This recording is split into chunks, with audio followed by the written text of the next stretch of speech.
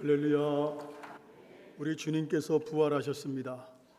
부활하셔서 지금도 살아계신 예수 그리스도께 큰 영광을 올려드리겠습니다.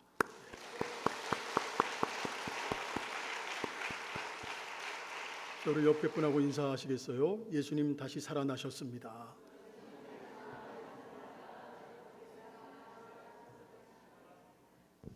기도의 부흥, 말씀의 부흥, 섬김의 부흥, 선교의 부흥, 진천과 한국과 세계를 예수마을로 만들어가는 교회. 아멘.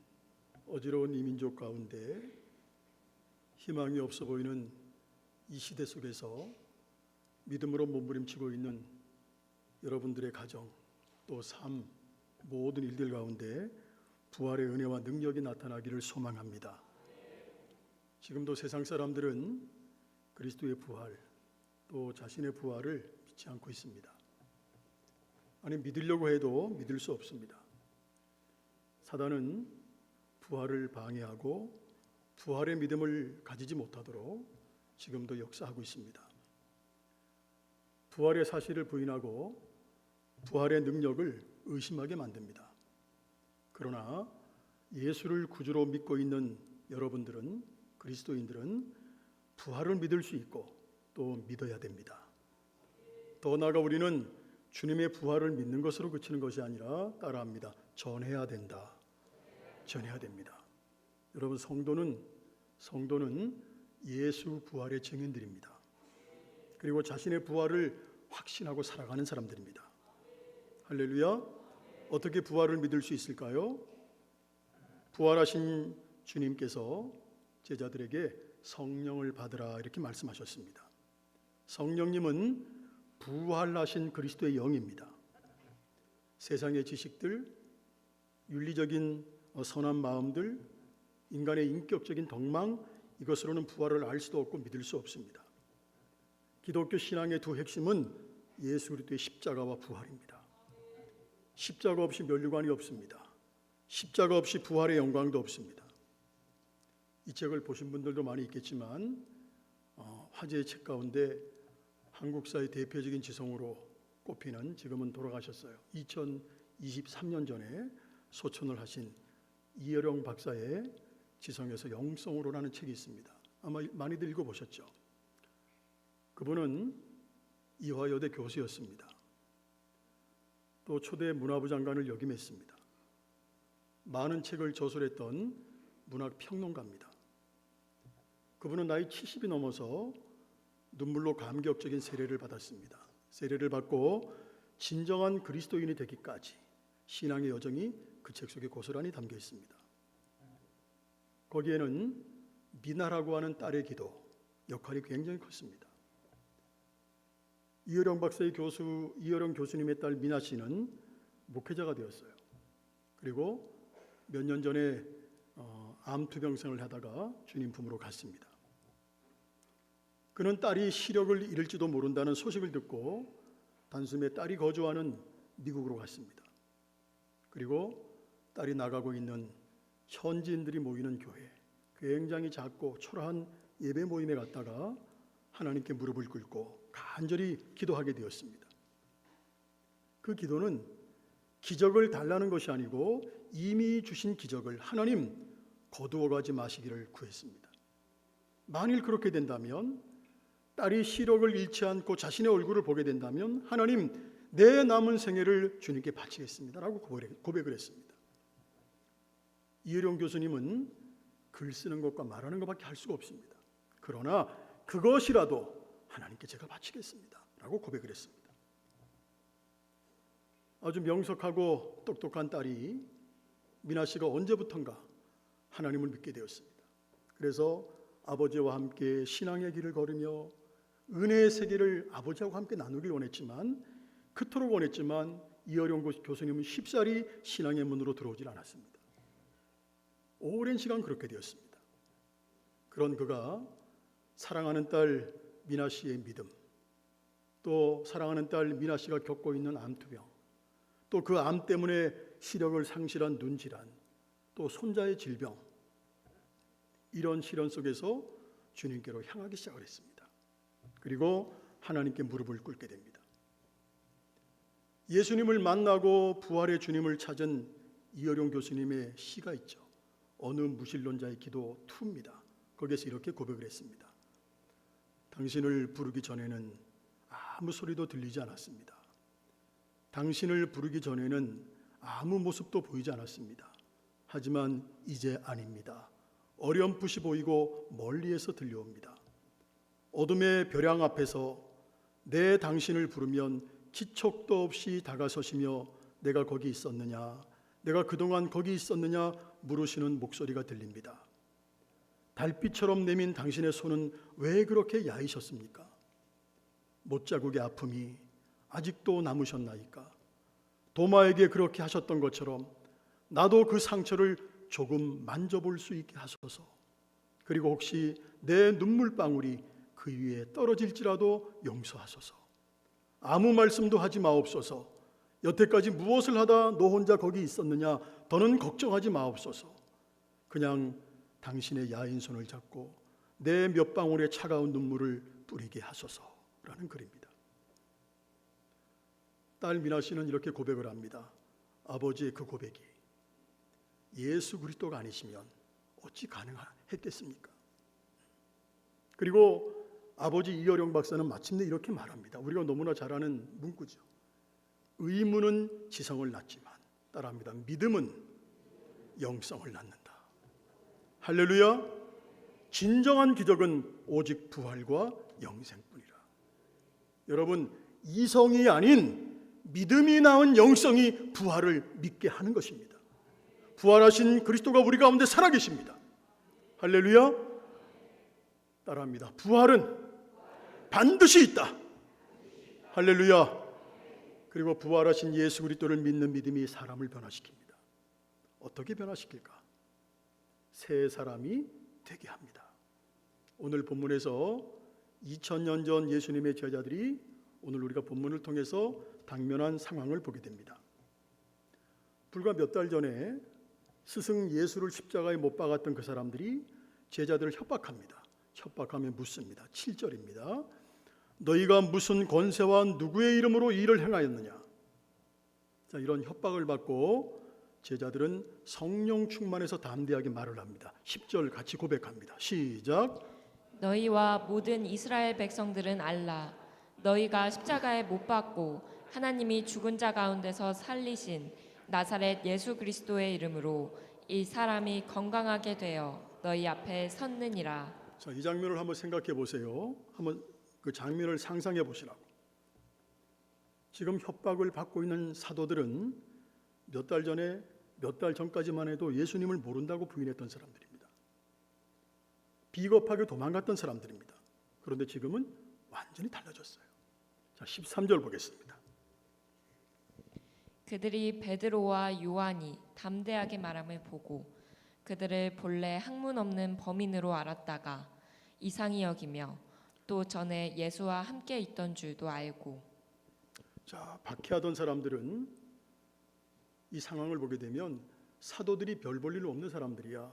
이거 누구보다 더 잘 알고 있었습니다. 그런데 그 별 볼 일 없던 사도들에게 상상할 수 없는 담대함, 상상할 수 없는 변화를 가져다 준 것이 뭐냐? 바로 예수 그리스도의 부활입니다. 예수님의 십자가의 죽음과 함께 모든 기대들이 사라졌습니다. 그래서 예수님의 제자들은 예수님이 십자가에 돌아가셨어, 그것으로 끝이 하고 다 뿔뿔이 흩어지고 말았습니다. 그런데 예수님은 사흘 만에 다시 살아나셔서 사도들을 만나 주셨고 40일 후에는 승천하셨어요. 그리고 보혜사 성령을 주심으로 이 땅의 교회의 역사가 시작이 되었습니다. 할렐루야. 흩어졌던 사람들이 거리로 뛰쳐나갔습니다. 그리고 외쳤습니다. 따라합니다. 예수가 살아나셨다. 믿으십니까? 할렐루야. 이 부활의 메시지를 선포하는, 전하는 사람들의 기세는 죽음의 위협까지도 꺾을 수가 없었습니다. 20절 보겠습니다. 우리는 보고 들은 것을 말하지 아니할 수 없다. 아멘. 자, 우리 한번 읽어보겠습니다. 시작. 우리는 보고 들은 것을 말하지 않을 수 없다. 기독교 신앙은 이 신앙 위에 서 있는 겁니다. 우리는 2000년 전 과거의 예수가 아니라 부활하신 예수, 영원히 살아계시는 예수, 지금도 여기에 나와 함께 하시는 예수 그리스도를 믿음으로 굳건히 서 있습니다. 예수 그리스도를 믿음으로 영접하였다는 것, 이게 무슨 뜻입니까?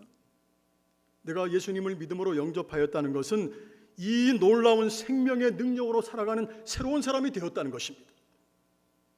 누구든지 그리스도 예수 안에 있으면 새로운 피조물이라. 이전 것은 지나갔으니 보라 새 것이 되었도다. 할렐루야. 오직 예수. 어떤 상황에서 어떤 질문을 100번 1000번 받는다 할지라도 우리의 대답은 오직 하나, 오직 예수입니다. 이게 교회고 그리스도인들입니다. 부활하신 예수 그리스도를 믿는 믿음은 두 번째는 새 삶을 살게 한다는 겁니다. 여러분, 부활하신 예수님을 믿으십니까? 부활하신 예수님을 믿음으로 거듭난 사람들은 부활하신 예수님의 산 증인으로 살아갑니다. 이 부활 신앙으로 살아가는 사람들은요, 모든 사람들에게 칭찬을 받으며 살아갑니다. 우리가 창세기 37장 이후를 보게 되면 요셉에 대한 이야기 나옵니다.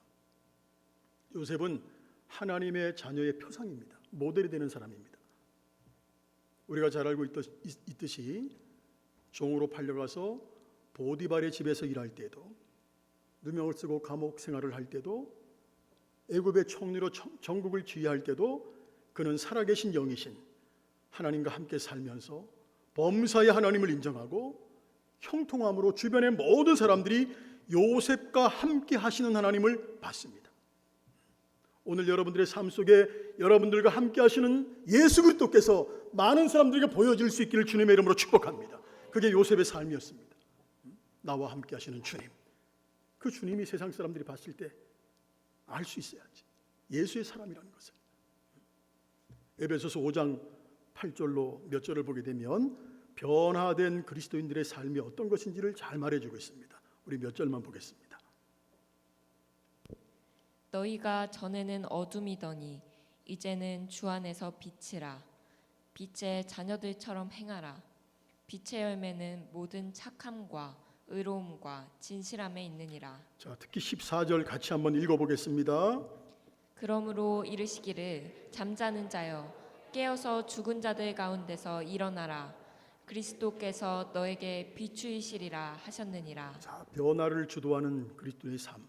우리가 선한 영향력이라는 단어를 많이 쓰잖아요. 선한 영향력, 변화를 주도해 나가는 그리스도인들의 삶이 얼마나 이게 아름답습니까? 어둠을 이기고 부활하신 예수 그리스도와 함께 사는 그리스도인으로서의 긍지, 자부심이 넘치는 그런 모습이지 않습니까? 예수로 말미암아서 새롭게 된 하나님의 자녀들은 더 이상 예수님 없이 살던 과거의 모습으로 돌아가서는 안 됩니다. 하나님의 자녀는 더 이상 죄의 노예가 아닙니다. 하나님의 자녀들은 하나님의 의의 병기가 되어서 삶의 현장 구석구석에 하나님의 나라와 의를 세우며 살아가야 됩니다. 할렐루야. 부활하신 주님과 함께 불평과 원망을 감사로, 탄식과 한숨을 찬양으로, 좌절과 절망을 희망으로 바꿔내는 사람들이 그리스도의 사람들입니다. 예수를 십자가에 못 박은 사단의 세력들이 사도들을 붙잡았습니다. 그리고 위협했습니다. 그때 부활하신 예수님을 만난 사도들, 그들이 두려움 없이 전했던 그 모습을 한번 우리가 보겠습니다. 여러분, 고린도후서 4장 7절 10절까지 이 놀라운 변화들, 두려움 없이 전했던 사도들의 그 놀라운 변화가 어떻게 일어났는지 우리 말씀을 통해서 깨달을 수 있습니다. 보겠습니다.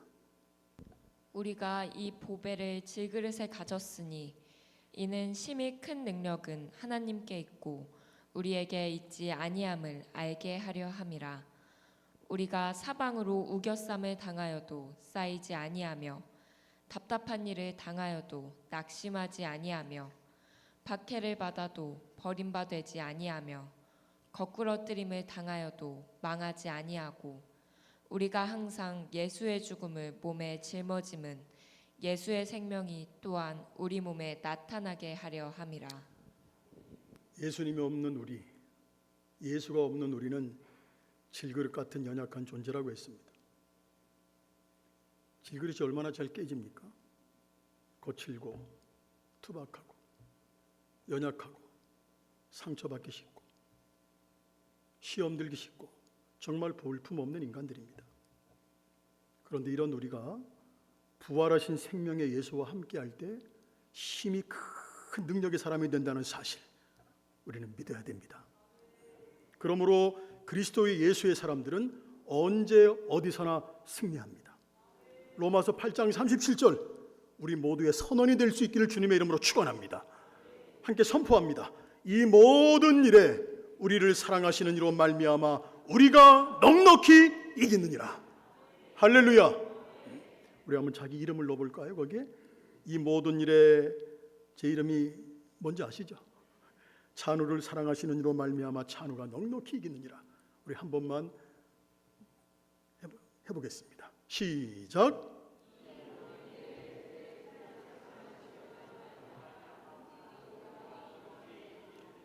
할렐루야. 어느 시대, 어느 지역이나 예수님의 이름에 저항하는 사단의 공격은 늘 있습니다. 지금도 있습니다. 주 54년부터 62년까지 대로마 제국을 통치했던 유명한 황제가 있죠. 네로 황제. 그리고 81년부터 96년까지 재위했던 도미시안 황제. 이 두 사람의 공통점이 뭔지 아세요? 기독교인을 잔인하게 박해했다는 겁니다. 이 사람들은 자기를 숭배하기를 요구했습니다. 황제 숭배. 그걸 거역하는 그리스도인들 정말로 잔인하게 처형했습니다. 로마에 가면 콜로세움이 있습니다. 수많은 사람들이 모인 콜로세움에서 예수 믿는 그리스도인들에게 양을 죽여가지고 목을 뱄어요. 그래서 안에 있는 내용물들 다 끌어내고 양 가죽을, 양 머리를 그리스도인들 머리에 씌웠습니다. 그리고 경기장으로 내몰았습니다. 굶주린 사자들을 풀어놨습니다. 그러니까 그리스도인들이 다 양 가죽을 쓰고 있는 거예요.